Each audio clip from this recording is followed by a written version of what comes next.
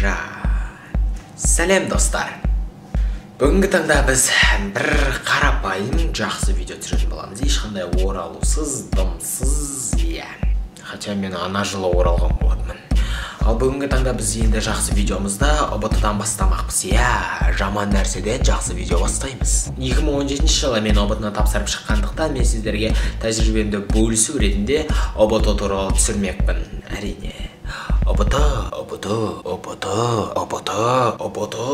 Қазір мына ОБТ деген бір қарап тұрсам кәдімгі ОБТ. Ұлттық бірыңғай тест секілді емес, ұлы бір күндік төңкеріліс секілді кән.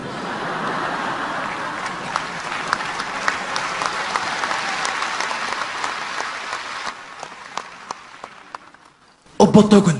Ұлы бір күндік төңкеріліс. Оның басқа да аты бар, бірақ бәрі оны ұлы бір күндік төңкеріліс деп айтады.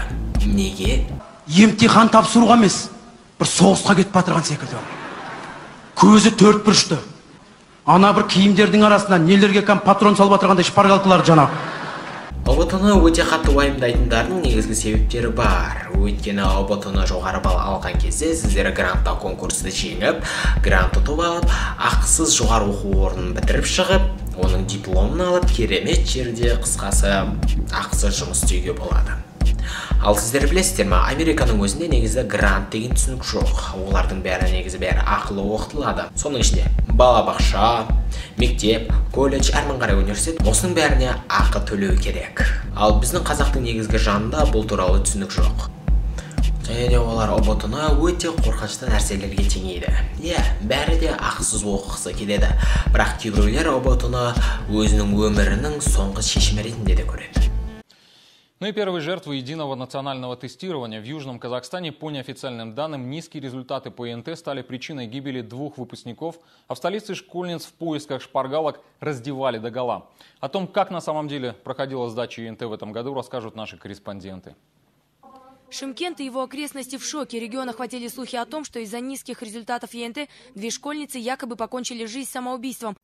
Единым национальным бедствием склонны считать подростковый суицид специалисты Казахстанской национальной психоаналитической ассоциации. Слишком велика нагрузка на школьников, готовящихся к ЕНТ, заявили они на пресс-конференции в Алматы. Жарайды. Жаман нәрселер туралы айтпай қояйын. Бүгінгі таңда енді мен осы ОБТ туралы видео түсіруді бастаймын. Және де осы видеоларды мен 3 нәрсеге бөлдім. Бұл біріншісі ОБТ-ға қалай дайындалу керек, екіншісі ОБТ жақындағанда не істеу керек, және де үшіншісі ОБТ-ның ішінде қандай әрекеттер, қандай айла тәсілдер қолдану керек, соның бәрін сіздерге айтып өтемін. Ал бүгінгі таңда мен ОБТ-ны қалай тапсырып шықтым, қалай болды, және де қалай дайындалғаным туралы айтып кетемін. Бұл қысқаша ғана өзімнің басымда өткен оқиғалардан құралады. Бастайық. Мен негізгі ОБТ-ға дайындығымды 10 сыныпты бітіргеннен кейін осы жаз айларында каникулда бастаған болатынмын. Ол кездерде мен біріншіден математиканы дұрыстап жөндеп оқу үшін математикадағы 7-ші және 8-ші сынып араларындағы көптеген материалдарды оқи бастадым. Соның ішінде алгебраны көп зерттедім. Және де одан кейін күз айлары басталып кетті. Күз айлары басталғаннан кейін мен бірден физика, математика бағытына деген дайындықтарды өрши түсірдім. Соның ішінде мен математика деген дайындығымды жоғарылаттым. Және де бұл дайындықтарға негізінен маған көп көмектескен сол тұстағы мен жалдаған репетиторлар болатын. Негізінен біздің физматта осы жаңа форматтың ішінде қиын болғанда бізге 80 есеп келді. Яғни 80 сұрақтың бәрі есеп. Ал қалған Қазақстан тарихы және оқу сауаттылығы аралығында бұл жерлерде тек кішкене 40 сұрақ қана есеп қисапсыз. Кейбір жерлерде де кездесіп қалуы мүмкін.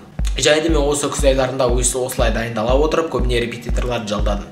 Және де сіздерге де айтар кеңесім, репетиторларға деген ақшаны аямаңыздар. Өтініш. Ең басты мәселе сіздерге айтатын сөзім осы. Репетиторға деген ақшаны аямаңыздар. Яғни адамның өзінің ой санасын, білімге деген құштарлығын өсіретін нәрселерге сіздер ақшаны аямауыңыз керек. Яғни бұл нәрселер білім алу, кітап оқу және де өзіңнің ой санаңды бір саты жоғарылататын нәрселерді сіз ақшаны аямауыңыз керек. Кейбір адамдардан естіп жатам, репетиторға ақша менде жоқ, анау да мынау деп айтып жатады. Мен оларға, ол кісілерге сұрағым келеді. Сенде репетиторға ақша жоқ болса, сенің ертең болашақ оқуыңды төлейтін ақша бар ма сенде? Соны ойлан. Және де осы күз айлары мен үшін ең мықты прогрессшыл оқыған айларымның бірі болатын, өйткені ол маған өзі күз ауа райы ұнайды өте. О жақта менің туған күнім бар. Және де маған жаңбырлы ауа райы өте қатты ұнайтын. Міне осылай оқу келе мен қысқа да жеттім. Қысқа келгеннен кейін менің оқуым кішкене басеңге бастады. Ол кезде біз деген жаңа формат пен көне форматтың арасында ауысып жүрдік.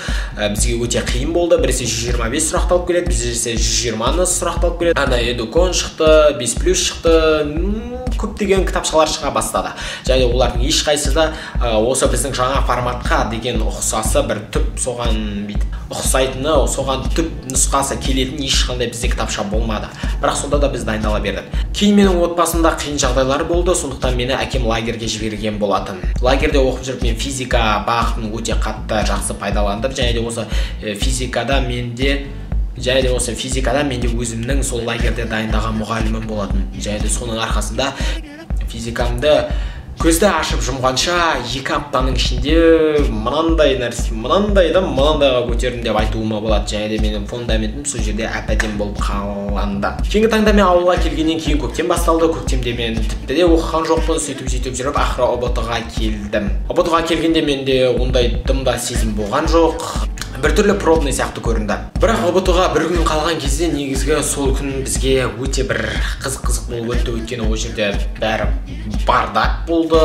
Мұғалімдер мына жаққа шақырды, ана жаққа шақырды, бәрі дайындалып жатырды. Менің мектебімде оқитын оқушылар мен мұғалімдер бәрі де сөйтіп дайындалып жатырған болатын. Түнгі 12-де үйге келдім. Түнгі 12-де үйге келіп, таңғы 3-ге дейін отырып ұйықтамадым әрине. Ол кезде мен шпаргалка дайындаған болатынмын. Әрине ұбт-ға шпаргалка алып кіру керек. Және де сол ертесіне мен таңатпай 6-та тұрып алып, хотя мен таңатпай 6-та негізі тұрмайтынмын. Бірден киімімді кидім, тамақ ішіп алдым, бірақ онда қатты ішкен жоқпын. Сөйттім де бірден әкеммен шығып кеттім. Мектепке бардым, мектептің алдында көптеген адамдар жиналып тұрды. Енді бізде ауыл, бізде ұбт сол мен оқыған мектепте болды. Келдім, амандастым, сөйлестік, тұрдық, бүйттік, сөйттік. Ол жерде енді мен қобалжығаным рас. Қобалжыдым, ішке кіретін болды, тексерді, бүйтті, сөйтті, ақыр кіріп кеттім.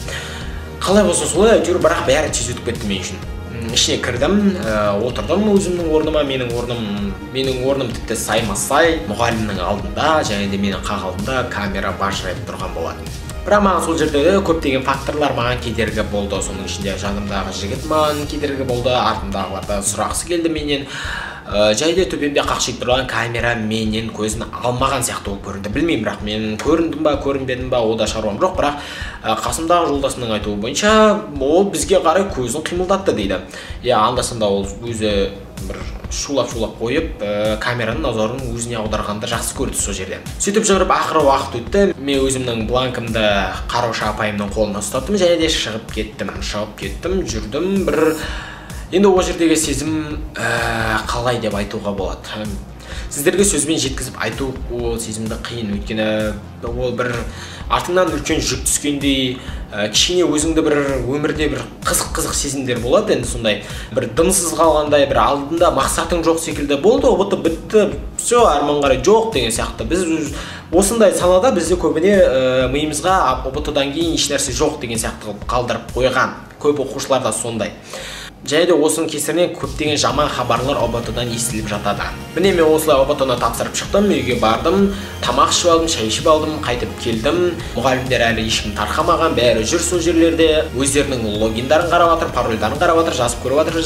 Мен ол жерде қанша бал алғандарын, сонда менікінде жолдас балама қарай салшы деп едім, менікі 100 бал болып шықты. Мен шынымды айтсам, ол балға өте көңілім толмады. Өйткені мен бұның алдында 116 алған болатын, оның алдында 112. Яғни менде сол кездерде кішкене болсын прогресс болатын. Ал не істейміз? Құдайдың саған басыңа жазып берген бағыты осы болса, қабылдауға тура келеді. Бірақ та мен сіздерге айтарым, кез келген адам ұбт-дан жоғары бал алуға болады. Және де бұл жалғыз біліммен емес, неше түрлі айла тәсілдермен де болады. Соның ішінде менің ұбт-ға кірген таныстарымның бірі ұбт-ға негізінен шпаргалкаларды үйіп алып келіп, өте жоғары бал алып, қазір керемет деген оқу орындарында оқып жатқандары да бар. Және де ұбт-да ең керек нәрселердің бірі бұл салқынқандық. кез келген нәрселерге қорқып, эмоцияға беріліп кетпеу керек, тура қарап, жауаптарын тура белгілеп, сол жерлерде сасқалақтамай отыру керек. Және де мен үшін міне ұбт осылай өтті, осылай көрінді, және де менің тәжірибем бойынша мен сондай қасиеттерді өзімнің бойыма сіңіре алмағандықтан аз балл алып қалдым деген ойдамын. Хотя жоқ, 100 балл аз балл емес, өте тіпті жақсы балл. Сіздерге де сондай балл, тіпті одан да жоғары балл тілектеспін, яғни ұбт тапсыратындарға. Бүгінгі таңда сіздермен болған Жан Тәңір, және де Казахи онлайн каналы достар. Және де алдағы үш видеоны сіздермен күтетін болсаңыздар, онда лайкты аямаңыздар, комментарий жаза беріңіздер, өз ойларыңызды ұбт-ға қалай дайындалып жатырсыздар, не болып жатыр деген сияқты қызықтарыңызды өздеріңізді жазып өтіңіздер. Және де мен ойлаймын, ұбт бұл өйтіп қатты қорқатын нәрсе емес. ұбт-ны тапсырғаннан кейін сен жаңа айтып өткендей өте қатты жеңілдеп қаласың, және де осы дайындықтардың өзі сіздер үшін ол керемет бір ойда есте қаларлық бұл естелік сөздің шыны. Сол дайындықтардағы әділдерің, бір-бірлеріңе ұстаған, біреудің үйіне жиналып сабақ оқығандарының бәрі бұл өте керемет естелік деп ойлаймын. Және де қақта бір күндік тест сіздердің өмірлеріңізді құртпағанына тілектеспін. Сіздермен болған Жан Тәңір және Казахи онлайн каналы. Давай, достар.